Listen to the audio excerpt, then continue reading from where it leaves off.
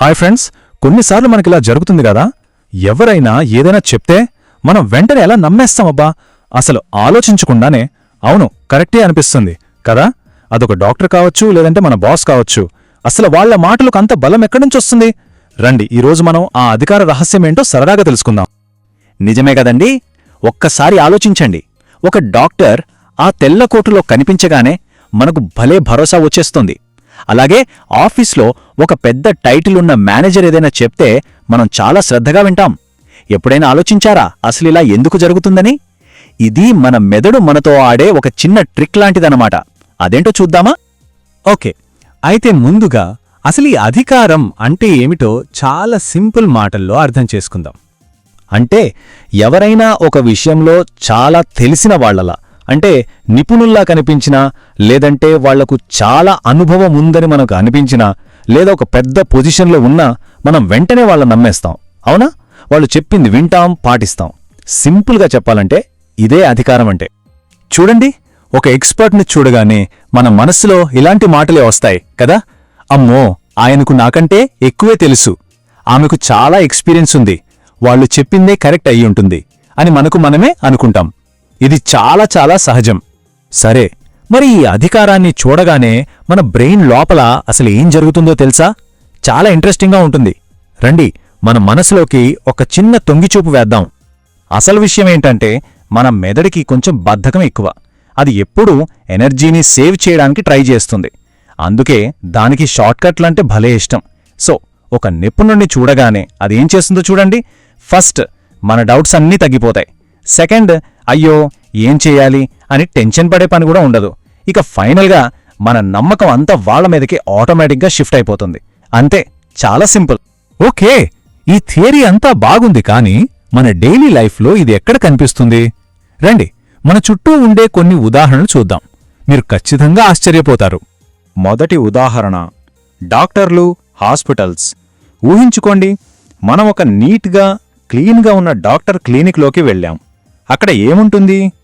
ఆ డాక్టర్ వేసుకున్న white coat, గోడకు తగిలించిన పెద్ద డిగ్రీ సర్టిఫికేట్, నాకు 20 ఏళ్ల అనుభవం ఉంది అని వాళ్ళు కాన్ఫిడెంట్గా చెప్పే మాట, ఇవన్నీ కలిసి మనకు తెలియకుండానే ఒక నమ్మకాన్నిస్తాయి.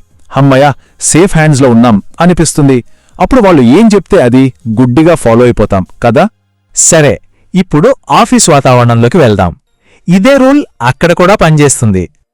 ఆఫీస్లో ఎవరి పేరు కిందైనా సీనియర్ కన్సల్టెంట్ అనో, లీడ్ ఆర్కిటెక్ట్ అనో ఉందనుకోండి, వెంటనే మనకు వాళ్ల మీద ఒక రెస్పెక్ట్ వచ్చేస్తుంది. వాళ్ళ మాటకి ఎక్కువ విలువిస్తాం. ఎందుకంటే ఆ సీనియర్, లీడ్ అనే పదాలు వాళ్ల అనుభవానికి ఒక సింబల్ లాంటివి, ఒక షార్ట్కట్ అన్నమాట. ఇప్పుడు మూడో ఉదాహరణ చూద్దాం. ఇది ఒక కంపెనీ లేదా ఒక షాప్ ఎలా కనిపిస్తుంది అనే దాని గురించి. ఒక కంపెనీకి చాలా ప్రొఫెషనల్గా ఉండే వెబ్సైట్ ఉందనుకోండి, లేదా వాళ్ళ ఆఫీస్ చాలా నీట్గా చక్కగా ఉందనుకోండి, వాళ్ళ స్టాఫ్ అంతా యూనిఫామ్, ఐడి కార్డులతో కనిపిస్తే చాలు, మనకు తెలియకుండానే మనసులో ఆహా, ఇది చాలా పెద్ద నమ్మకమైన కంపెనీ, నా డబ్బిక్కడ సేఫ్ అనిపిస్తుంది కదా. ఇక పిల్లల చదువు, కోచింగ్ సెంటర్స్ విషయానికొస్తే ఈ అధికారం అనేది ఇంకా చాలా బలంగా పనిచేస్తుంది. అదెలాగో చూద్దాం. మనము ఒక కోచింగ్ సెంటర్ బోర్డ్ మీద సిన్స్ 2006 అనో, 15 ఏళ్లకు పైగా అనుభవం అనో చూస్తాం. వెంటనే వాళ్ళు ఫీజు ఎంత ఎక్కువ చెప్పినా సరే మనం కట్టడానికి రెడీ అయిపోతాం. ఎందుకంటే ఇన్ని సంవత్సరాల అనుభవం ఉంది అంటే వీళ్ళు ఖచ్చితంగా మోసం చేయరు, మంచి భవిష్యత్తిస్తారు అనే నమ్మకం మనకు తెలియకుండానే వచ్చేస్తుంది. సరే, ఇప్పుడు ట్యాక్సులు కట్టడం లేదా ఏవైనా లీగల్ ప్రాబ్లమ్స్, ఇలాంటివి మనకు చాలా కన్ఫ్యూజింగ్గా ఉంటాయి కదా. అప్పుడు మనం ఏం చేస్తాం? అలాంటి కన్ఫ్యూజింగ్ విషయాల్లో మనం వెంటనే ఒక సీఏనో, ఒక లాయర్నో వెతుక్కుంటాం. ఎందుకు? సింపుల్, ఆ టెన్షన్ అంతా వాళ్లకప్పజెప్పి మనం ప్రశాంతంగా ఉండొచ్చు. వాళ్ళు చెప్పింది ఫాలో అయితే చాలు, అంతా సేఫ్ అని మన బ్రెయిన్ మనకు సిగ్నల్ ఇస్తుంది. ఇక ఫైనల్గా మనం రోజూ చూసే టీవీ న్యూస్. ఇక్కడైతే ఈ అధికారం అనే ప్రిన్సిపుల్ని ఫుల్గా వాడేస్తారు. న్యూస్లో ఒక నిపుణుడు చెప్పిన దాని ప్రకారం అని ఒక మాట చెప్తారు, అంతే, లక్షలాది మంది ఆలోచన మారిపోతుంది. లేదా ఒక 10 మంది గెస్టులను పిలిచి డిబేట్ పెడతారు, వాళ్ళు చెప్పిందే నిజం అని మనం కూడా నమ్మటం మొదలుపెడతాం. ఓకే, ఇప్పుడుదాకా మనం చాలా ఉదాహరణలు చూశాం. కానీ వీటన్నింటి వెనుక ఉన్న అసలైన సీక్రెట్ ఏంటి? మనల్ని నిజంగా ఇన్ఫ్లుయెన్స్ చేసేది ఏది? ఇప్పుడు చూద్దాం. ఇది చాలా ముఖ్యం.